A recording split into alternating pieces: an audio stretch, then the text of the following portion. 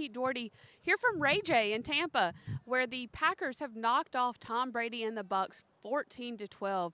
Pete, gritty win, close win, dominant win, ugly win. There's so many adverbs we can use to describe this game. How would you sum it up?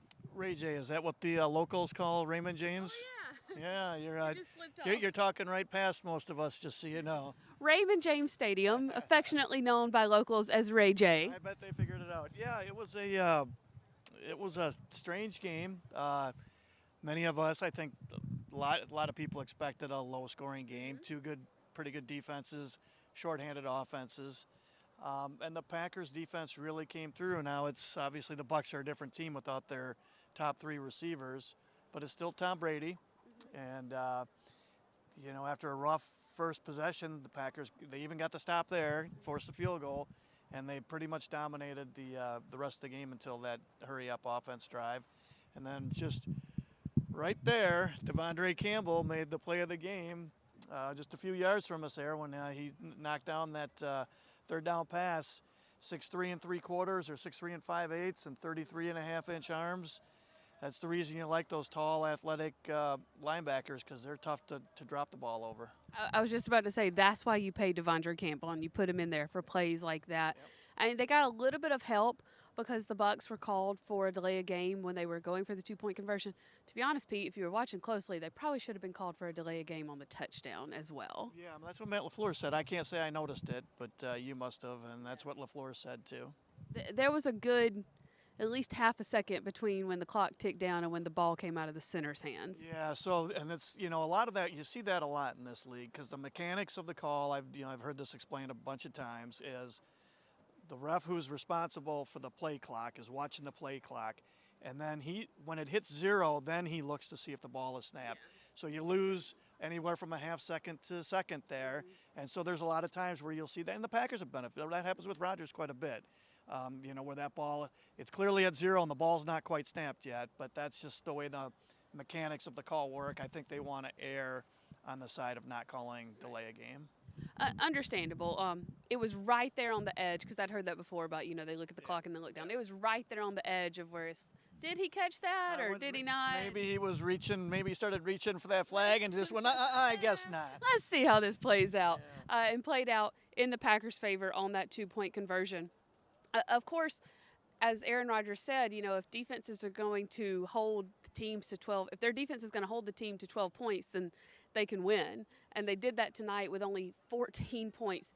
Their first 3 drives looked great. They were moving down the field easily. That third drive, though, ended, right about there. You were pointing to where Devondre Campbell made the stop. Aaron Jones fumbled the ball. He got hit, fumbled the ball. The Bucs recovered it in the end zone for a touchback. And after that, the offense really couldn't find their footing for the rest of the day. A lot of that, though, felt like it had to do with the Bucs defense. Yeah, I mean, that was kind of shocking to watch them come and stuff the ball down the Bucs' throat 3 straight possessions, basically. Right.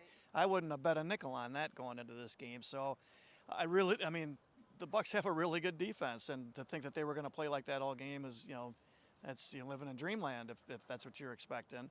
Mm-hmm. We haven't talked about this or nobody asked about it, but fumbles, of course you can't have fumbles, and players and coaches will always say there are no excuses for fumbles.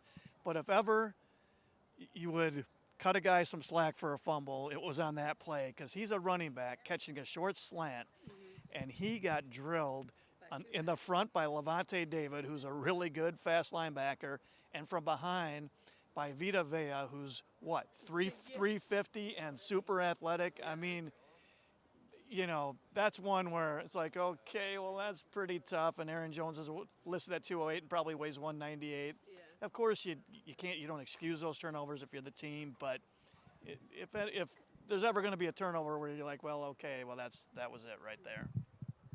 Whew, it's humid down here. It is. Gotta move this off. It was humid during the game, too. Alan Lazard joked after the game. I'm sure you caught the replay of his upheaval on the sideline, and he joked after the game it was orange Gatorade. He knew it was coming the whole drive. He thought to himself, just get through this drive. And as soon as he scored a touchdown, he was like, oh no, it's coming up. So he ran to the sideline, and then afterwards he said, I hope we don't have to play any more games in weather like this. It was definitely a humid one here in Tampa Bay. We do have some questions coming in. If you have any questions, feel free to drop them in the comments. We'll get to them here. A good question from Zach. Let's just go ahead and address this. Any update on Alexander? Jair Alexander, of course, went down with a groin injury during the first drive of the game, did not return. Keyshawn Nixon was thrown into the slot. They moved Rasul Douglas to the outside. Pete, if I had told you at the beginning of this game, Jair Alexander is going to go down. Granted, the Bucs offense was limited today, but that Jair Alexander would go down, Keyshawn Nixon would come in, and the defense would still look pretty dang good. It'd be hard to believe. That being said, an update on Jair. I know our Ryan Wood talked to him in the locker room. He said he pulled the groin on the first play. He tried to play through it, realized he couldn't, but he felt like he would be okay and bounce back. That being said, is this going to be the type of performance you can expect from this defense if Jair can't come back, or was this a product of the Bucs being without, their top 12 wide receivers?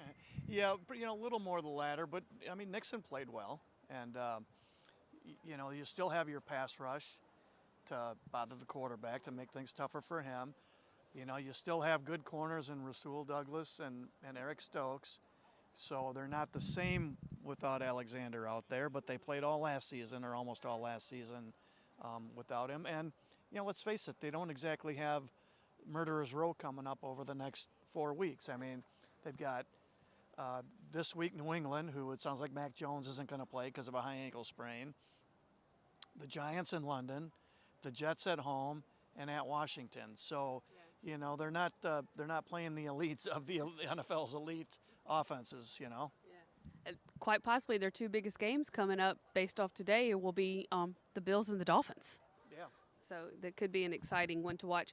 Of course, one of the biggest difference makers today was the return of David Bakhtiari. The Packers immediately ran behind him on the first drive and saw good progress there on the ground running behind Bakhtiari.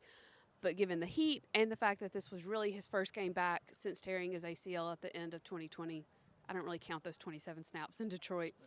They did keep him on a pitch count and kept him in a rotation with Josh Nijman. Bakhtiari did not like that, but did feel like that was the right move. I thought if they didn't play him this week after he practiced 2 days in a row, the most likely reason would be they just thought that he's still not in game shape yet, so that they didn't want to, because it was hot, they didn't want to play him in 88-degree heat with a lot of humidity. I totally get why they would split the playing time. Teams generally don't like to do that with offensive linemen, but it was probably you're begging for an injury from the guy, a fatigue injury, if you play him the whole game. So I get why they did it, and it worked out. So I guess it was the right decision. Justin asked, when is Matt LaFleur going to be questioned about lack of in-game adjustments? Do we feel that that's an issue? Did that show itself tonight? So again, was that Bucs defense? That comes up a lot, and it's it can be hard to tell sometimes whether it's lack of adjustments or just a guy not making a play or two is the difference between a good half or not. In this instance, I really think it's mostly the Bucs. That is a really talented defense, and the anomaly of this game was that they jammed it down the Bucs' throat those first three possessions. I was kind of stunned. When it looked like they were going to go up 21-3, I was like, wow, this is not what I was thinking was going to happen here. And some of that had a lot to do with how they kind of spread the ball around. I mean, rookie Romeo Dobbs had a huge night, 8 receptions for 73 yards, a touchdown. Pete, this is a good stat for you from ESPN Stats and Info. Did you see this stat? I think I did. Okay.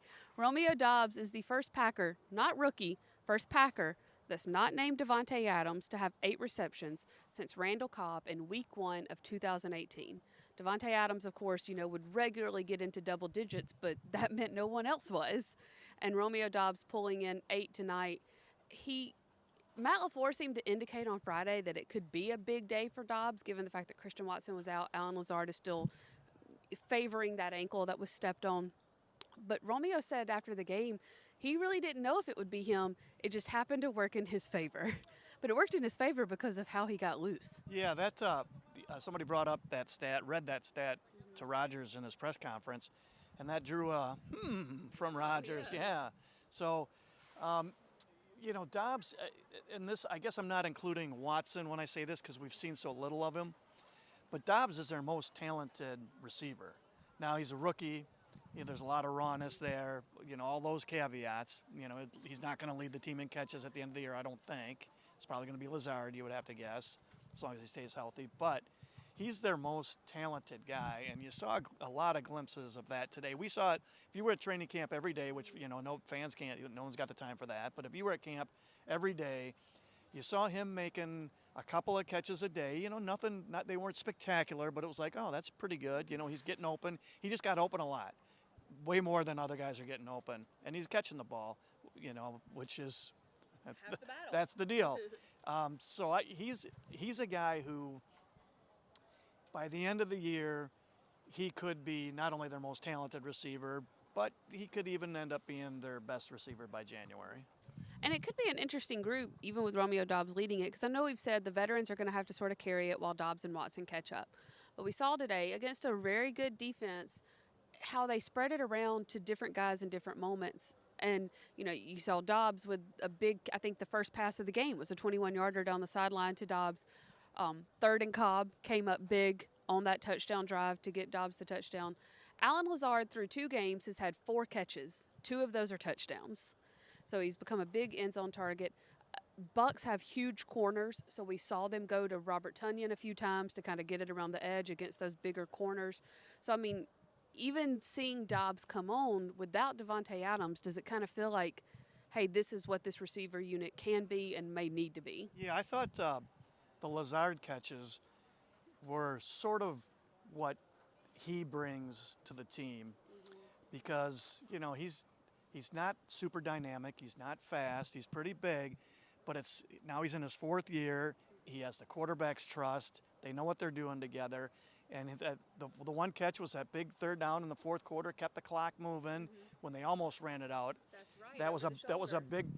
Well, no, there was the 3rd down earlier than that where he ran a slant and Rodgers hit him. That was like a 3rd and 5 or 6. If they don't get that possession ends early, and the Bucs have 4 minutes to go, 4 minutes of clock to try to tie the game up. So that and the touchdown, those are the kind of tough situations. The 3rd and less than 10, where this guy is going to be really valuable because of the trust that he and the quarterback have between each other. So that's kind of the guy that I think we're going to see all season if he stays healthy. He's going to be a guy that Rodgers is looking for in those clutch kind of 3rd down, manageable 3rd downs. I asked Lazard after the game, I said, is this receiver unit what you would describe as gritty? And he was like, yes, that's it. But that stems from Lazard because that's sort of his game too. Yeah, but he can't be getting these penalties on blocking. It's great. It's really helpful that he's a good blocker, but he had, two holding and blocking the back or vice. Yeah, but yeah, those were killers. They were. Both when I think the ball had moved the chains and then it came back.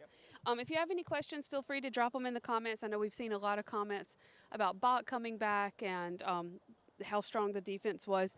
But one thing that we haven't addressed yet, Pete, special teams killed it today. We've been saying through the first 2 games, hey, special teams didn't mess up. And that's progress. That's all you need from them right now. Today, Matt LaFleur, Allen Lazard, several people said after the game, we won this game because of defense and special teams. And special teams really was a huge part of that. Yeah, their punting was great. The directional punting by O'Donnell and the hang time was really good.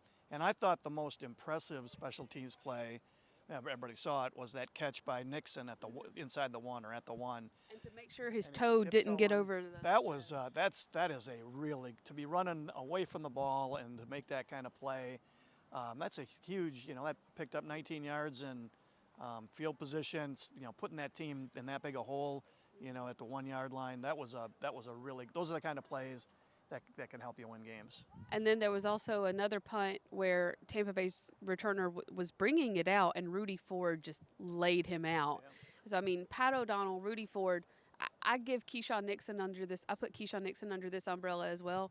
Those were all guys that Rich Bisaccia wanted here. It seems like it's paying off very quickly. Yeah, and Nixon, when he made that play at the 1, he had already come in as a corner because Alexander had already left.